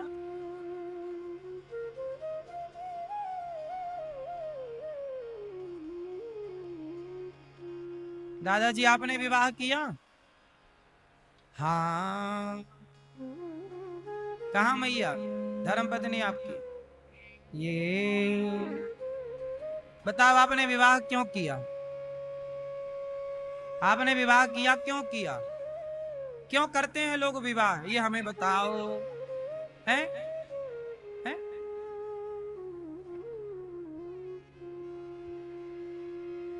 क्यों करते हैं लोग विवाह? क्या उद्देश्य है? क्यों करना चाहिए? सनातन में विवाह क्यों करते हैं? अमेरिका लंदन में तो विवाह करने की कोई परंपरा ही नहीं है। वहां तो ऐसे ही रहते हैं बिना विवाह के। हाँ या ना? भारत में ही प्राचीन परंपराएं हैं विवाह की। क्यों? राम का भी विवाह हुआ, भगवान कृष्ण का भी हुआ, भगवान शंकर का भी हुआ। क्यों हुआ? हमारे यहाँ विवाह क्यों करते? उद्देश्य कुछ तो होगा। क्यों करते जरा हमें समझाओ। आप बताओ भैया, चश्मा वाले भैया, आप विवाह किए कि नहीं? क्यों किए? क्यों करते हैं लोग विवाह? संसार को चलाने के लिए। आप नहीं करते विवाह तो संसार नहीं चलता क्यों? अच्छा हुआ आपने कर लिया तो संसार चल रहा है। नहीं सोचो क्या होता है संसार का। सही कह रहे हैं आप। पीछे वाले भैया आपने की शादी? की? क्यों किया ब्याह? नहीं पता? नहीं पता, बस कर लिया। सब कर रहे हैं, हम भी कर लिए। आपने किया विवाह? क्यों किया? परिवार बढ़ाने के लिए। परिवार तो कुत्ता बिल्ली का भी बढ़ रहा है, बिना ब्याह के बढ़ रहा है। तो परिवार बढ़ाना है तो कुत्ता बिल्ली कहाँ ब्याह करते? नहीं बढ़ रहा उनका। एक बार में 12-12 हो रहे सुअर के थोक में।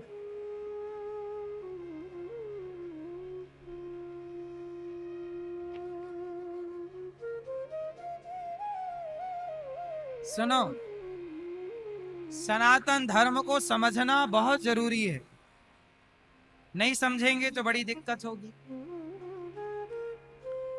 ये जो उत्तर आप लोगों ने दिया, ये उत्तर ठीक है, कुछ हद तक सही भी हो सकता है, पर जो मूल उद्देश्य है वो ये नहीं है। विवाह हम लोग इसलिए नहीं करते कि बच्चे पैदा हों, वो तो हो ही जाएंगे। परिवार बढ़े, परिवार तो बढ़ ही जाएगा, इसमें क्या। विवाह हम लोग इसलिए करते हैं कि बिना विवाह के, चाहे पुरुष हो चाहे स्त्री हो, उसे यज्ञ करने का अधिकार नहीं होता। बिना विवाह के आपको यज्ञ करने का अधिकार नहीं होगा। तो यज्ञ हमारे सनातन की एक मूल परंपरा है। तो हम विवाह इसलिए करते हैं कि हम विवाह करके अपने पत्नी के साथ यज्ञ करके ईश्वर की आराधना कर सकें। हमारी पत्नी ईश्वर की आराधना में हमारी सहयोगी है। हमारा पति ईश्वर की आराधना करने में हमारा सहयोगी है, इसलिए हम लोग विवाह करते हैं। पुरुष अकेला यज्ञ में नहीं बैठ सकता और स्त्री अकेली यज्ञ में नहीं बैठ सकती। दोनों होना चाहिए, जोड़े से बैठोगे।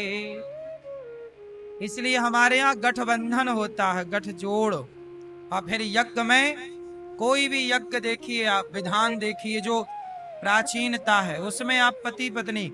राम को भी अकेले यज्ञ में नहीं बैठने दिया वशिष्ठ जी ने, कहा सीता को लाओ। जब राजसूय यज्ञ हुआ, वो घोड़ा छोड़ा गया, और जब सीता मैया वनवास में थी, तब राम ने क्या किया, सोने की सीता बनाई, और राम ने अपने अगल बगल में सोने की सीता मैया को बिठाया। तब वशिष्ठ जी ने यज्ञ कराया। इसका मतलब ये हुआ कि देखो, जैसे हमारे यजमान जी हैं, ये भागवत सुनने आए हैं, तो इन्होंने जोड़े से भागवत सुनी, पति और पत्नी दोनों। इसलिए जब पति पत्नी हो तो सारे अच्छे कर्म यज्ञ भागवत जोड़े से सुन लो, क्योंकि एक टाइम बाद ऐसा आता है कि जोड़ा नहीं होता, या पति होता है या पत्नी रह जाती है, दो में से एक चला जाता है। तो आप दो से एक बचें, उसके पहले जिसके लिए विवाह हुआ वो यज्ञ के वो अच्छे सुंदर काम वो अनुष्ठान कर लीजिए। भागवत सबसे बड़ा यज्ञ है, भागवत से बड़ा कोई यज्ञ नहीं। ये यज्ञ हमारे यजमान जी ये क्या कर रहे हैं, भागवत करा रहे हैं, ये भी तो एक यज्ञ है। इसलिए जीते जी भागवत सुन लो, जीते जी पुण्य के कार्य कर लो, जोड़े से काम करना चाहिए। पति पत्नी दोनों को जोड़े से भगवान की आराधना करनी चाहिए।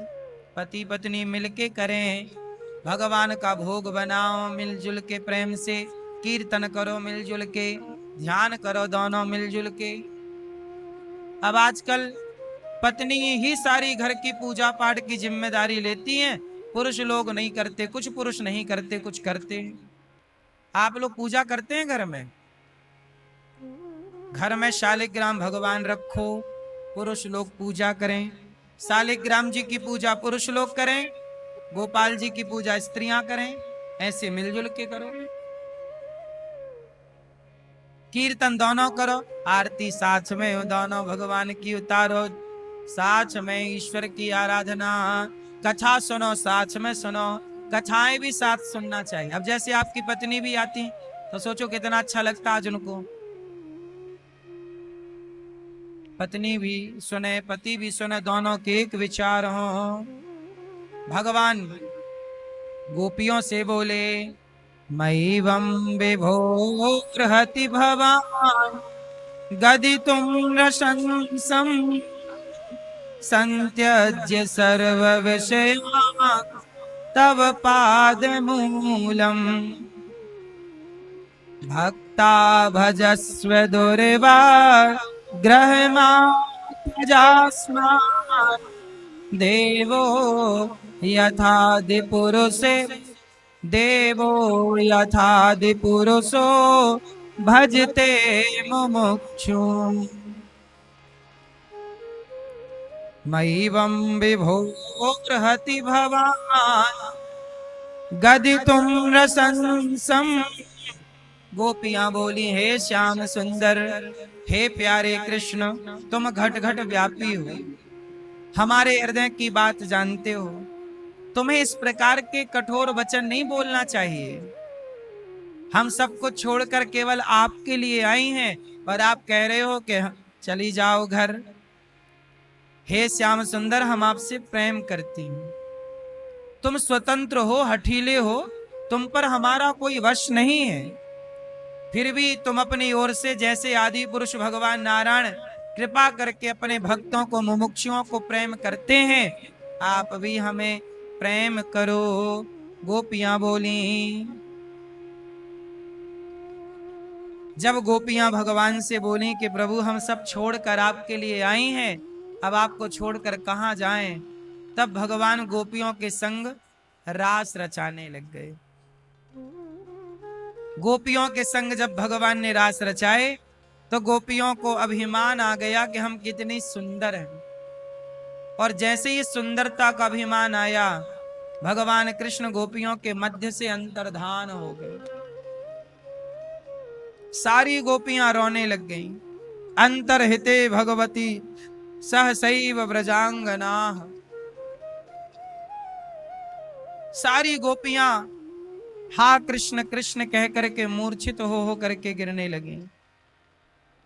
भगवान मिल गए गोपियों को, रास होने भी लग गया, अभिमान आ गया कि हम बड़ी सुंदर हैं, तो चले गए।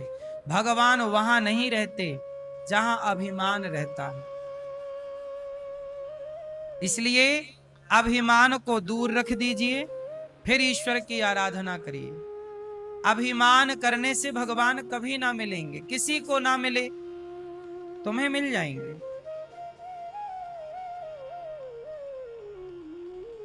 भगवान जब गए तो गोपियों ने रो रो करके पुकारा, हे प्रभु गलती हो गई। सखियों, कितना सुंदर है उस सखी का भाग्य जिसको लेकर कृष्ण गए हैं।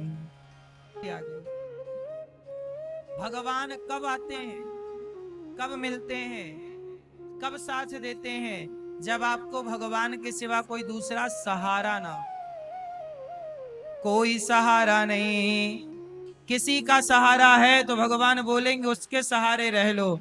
जिसका कोई सहारा नहीं, तब गोपियों ने कहा गोविंद सहारा तेरा है, गोपाल सहारा तेरा है। जब कोई सहारा नजर नहीं आया और गोपियों ने रो रो करके पुकारा, मरने लग गई तो मानो मर जाएंगी, तब भगवान को कहा यत्ते सुजात चरणाम्बुरुहं स्तनेषु भीतासनैः प्रियदधीमहि कर्कशेषु तेनाटवीमटसि तद्व्यथतेन किंस्वित् कूर्पा दिभिर्भ्रमति धीर भवदाशाम्नः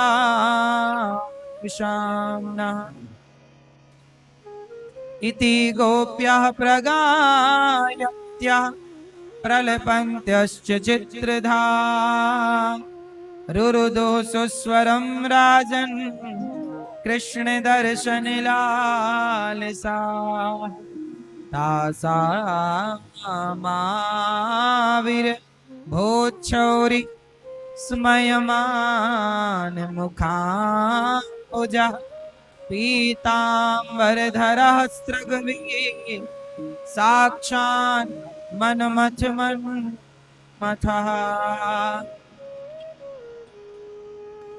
गोपियां जब पुकारी तब भगवान को लगा मर जाएंगी, जरा देर कर दी तो दौड़ पड़े भगवान, प्रकट हो गए पीतांबर लहराते हुए मनमोहन, सुंदर से घुंघराले बाल, सुंदर सी छवि। गोपियां बोली कन्हैया बड़े निर्दयी हो, बड़े निष्ठुर हो, कहाँ चले गए थे? भगवान बोले सखियो, हम देखना चाहते थे कि तुम हमसे प्रेम कितना करती हो। आज देख लिया कि तुम कितना प्रेम करती हो। तुम्हारा ये प्रेम युगों युगों तक याद किया जाएगा। और भगवान ने गोपियों के संग दिव्य रास रचाया। जितनी सखियां उतने कृष्ण, महारास हुआ। जितना आजकल रास में कितने लोग भगवान के इस दिव्य रास में उंगलियां खड़ी करते हैं, कहते हैं तुम करो तो रास लीला, हम करें तो कैरेक्टर ढीला। रास लीला का मतलब कैरेक्टर ढीला नहीं है। जगत के पालनहार परमात्मा अपने भक्तों के संग रास रचा रहे हैं। परमात्मा का, भक्त का भगवान से मिलन जब हुआ, उसी का नाम रास है। शंकर जी भी उस रास में आए। शंकर जी आए, आए कि नहीं? और जब भगवान शिव आए रास में, माता पार्वती बोली कि आप मत जाओ, वहां पुरुषों का काम नहीं। शंकर जी बोले, शंकर जी भी पहुंचे इस रास में, और रास में कोई दोष नहीं था, है ना, क्योंकि शिव जी भी हैं। आज गणेश चतुर्थी है। आप सबको गणेश चतुर्थी की बहुत बहुत शुभकामनाएं। गणपति बप्पा मोरिया मंगल मूर्ति मोरिया। आज गणेश जी का पावन पर्व है, गणेश चतुर्थी। आज के दिन ही गणेश जी प्रकट हुए। आज के दिन ही प्रथम पूज्य बने, आज के दिन ही चंद्रमा को गणेश जी ने श्राप दिया कि आज के जो चांद को देखेगा वो कलंकित होगा। तो आज मैं आपको बताऊं, आज के चंद्रमा को मत देखिएगा, यदि देख लेंगे तो आपको झूठा कलंक लगे। आज का चंद्रमा कलंकित रहता। यदि कोई धोखे से आज का चंद्रमा देख ले तो भगवान कृष्ण के दूसरे और तीसरे विवाह की कथा सुन लेने से वह इस कलंक से मुक्त भी हो जाता। तो आज यदि देख भी लो तो कल की कथा सुन लेने से पाप से मुक्ति मिल जाएगी। कल की कथा में वही गणेश चतुर्थी का पावन पर्व हम लोग गणेश जी रखते हैं, गणेश जी की सेवा करते हैं, पूजा करते हैं। तो आप लोगों ने गणेश जी से कुछ सीखा कि नहीं? मैया बैठो मेरी माँ, क्या सीखा आप लोगों ने गणेश जी से? क्यों? गणेश जी के कान कैसे हैं? बड़े। क्यों बड़े हैं भाई? क्या सीखा आपने? गणेश जी के कान क्या सिखाते हैं?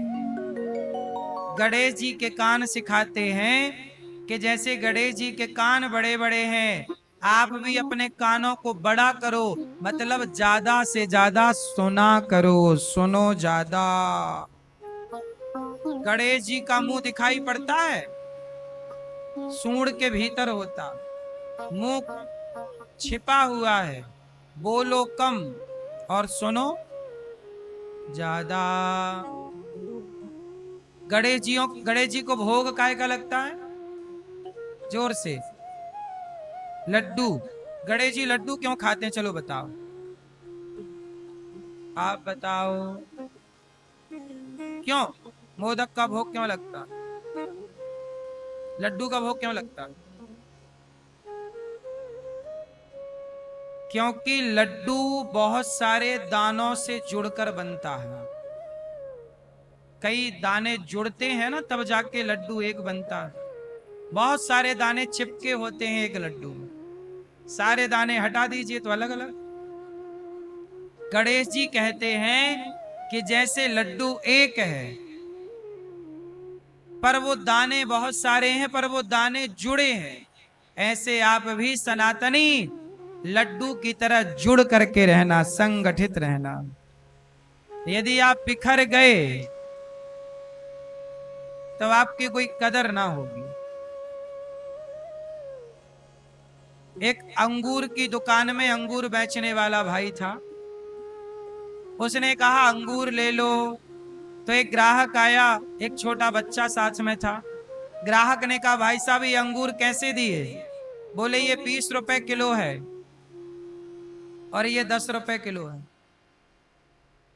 तो छोटा बच्चा बोला दोनों ही अंगूर हैं, दोनों ही साफ हैं, सड़ा नहीं है, अच्छा है, पर आप दोनों की कीमत अलग अलग बता रहे हो, क्यों? तब बताया उसने कि जो गुच्छे में है अंगूर वो 20 रुपए का है, और जो अंगूर अलग अलग हो गए हैं, एक एक अंगूर अलग अलग बिखर गए। क्योंकि अंगूर जब आप खरीदने जाते हो तो गुच्छा वाला लेते हो, ऐसे थोड़े अलग बिखरा वाला लेते हो। तो जो बिखरा था वो सस्ता था, जो बिखर गए उनकी कीमत घट जाएगी, और जो संगठित रहे उन्हीं की कीमत ज्यादा आकी जाएगी। तो अंगूर भी संगठित रहे गुच्छे में तो अंगूर की कीमत है, और नहीं बिखर गया तो कीमत नहीं। इसलिए आपको कैसे रहना है? लड्डू की तरह संगठित भी रहना हो, लड्डू की तरह रिश्तों में मिठास भी रखनी। तो आज गणेश जी यही सिखाने आए हैं कि आप सनातनी संगठित रहें, ज्यादा सुने, बोलें कम, और पेट को बड़ा करिए। बड़ा करिए मतलब तौंद मत निकालिए, पेट बड़ा। गणेश जी का पेट कैसा है?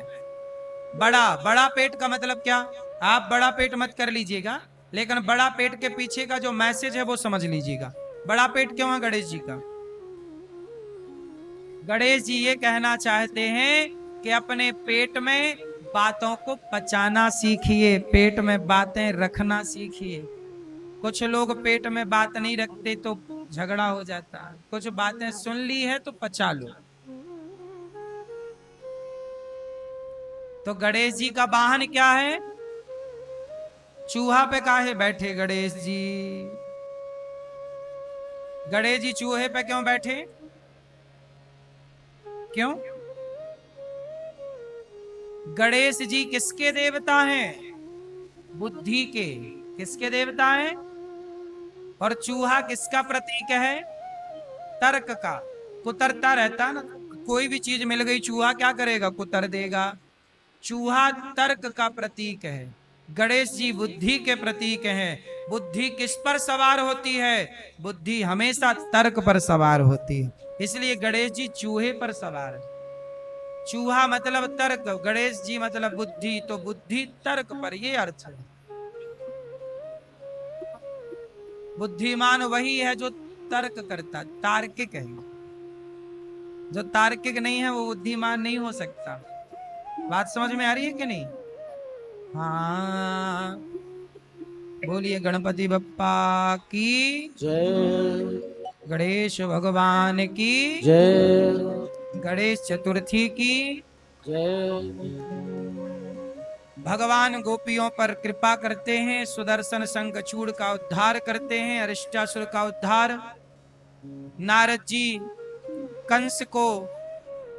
कंस अक्रूर जी को भेजता है, भगवान केसी और व्योमासुर को मारते हैं। भगवान वृंदावन से अब जाने लग गए मथुरा। कैसे विदा हुए वृंदावन से, कैसे गए, ये सब हम आपको कल विस्तार से कहेंगे। मथुरा जब भगवान जाने लगे, गोपियां रास्ता निहारती रही। भगवान मथुरा पहुंचे, धोबी पर कृपा की, दर्जी सुदामा नाम के माली कुब्जा पर कृपा की।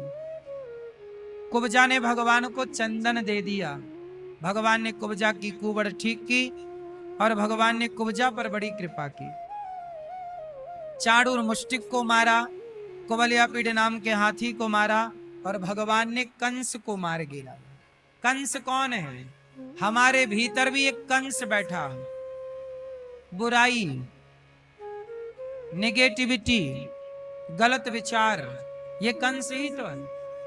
हम सबको अपने भीतर के कंस को मारना है, अहंकार के हाथी को मारना और अपने हृदय में भगवान की प्रतिष्ठा करनी। भगवान कंस को मारकर कंस के भाई इत्यादियों को भी मारते हैं और कंस के पिता उग्रसेन को मथुरा का राजा बनाते हैं। भगवान ने अब देवकी और माता देवकी और पिता वसुदेव के पांव की बेड़ियां खुलवाई और भगवान आज वर्षों बाद अपनी मां से मिले। मां रोने लग गई। नंद बाबा को वसुदेव जी ने कहा कि कृष्ण हमारा बेटा है। नंद बाबा तो सुनते ही मानो पृथ्वी खिसक गई पांव के नीचे से। चले, यशोदा मां इंतजार कर रही थी, समझाए, किस तरह समझाए वो कल हम विस्तार से कहेंगे। भगवान पढ़ने उज्जैन गए, 64 दिन में 64 विद्याएं सीख कर गुरु जी ने उन्हें विद्याएं दी, तो भगवान ने गुरु जी का मरा हुआ पुत्र जीवित करके लौटाया दक्षिणा में। भगवान यदि इतना सा लेते हैं ना भैया, इतना सारा देते हैं। इसलिए कहता हूं कि भगवान कभी किसी का कुछ रखते नहीं। भगवान कभी किसी का कुछ रखते नहीं। इतना सा यदि भगवान लेते हैं तो इतना कुछ करके देते। भगवान उन्हीं को देते हैं जो किन्हीं को देते।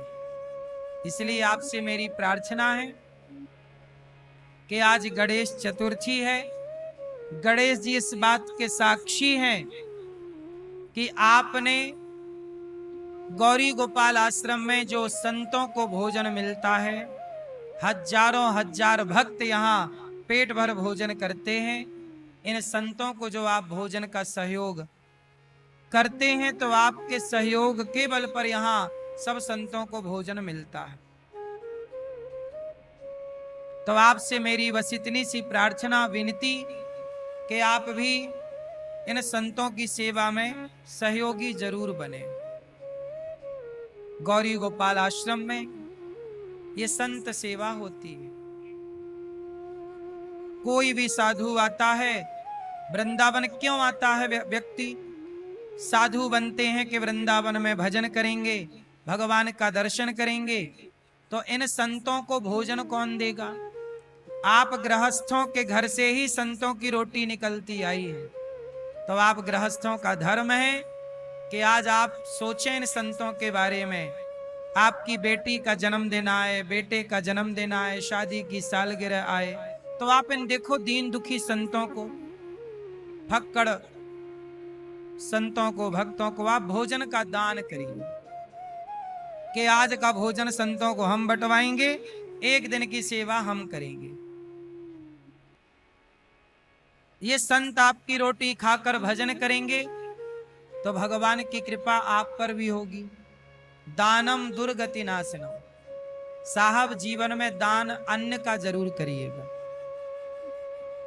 अन्नदान कई गुना फल देने वाला है। अन्नदान करने वाले के घर पे ही धन धान्य की वृद्धि होती है। दानवीर कर्ण ने सोना दान दिया। जब मर के गए तो उन्हें सोने की रोटियां परोसी गईं। कर्ण ने कहा ये सोने की रोटी थोड़ी खाएंगे। तो कहा गया स्वर्ग में कि आपने कभी अन्नदान नहीं किया, केवल स्वर्ण दान किया। तब कर्ण ने अपने पुत्रों को स्वप्न में कहा कि पुत्रों मेरे नाम का जरा अन्नदान करो। और जब अन्नदान किया, जो आप खिलाते हैं वह आपके लिए तैयार होता है। आप किसी का पेट भरेंगे तो आपका भी पेट भरा जाएगा।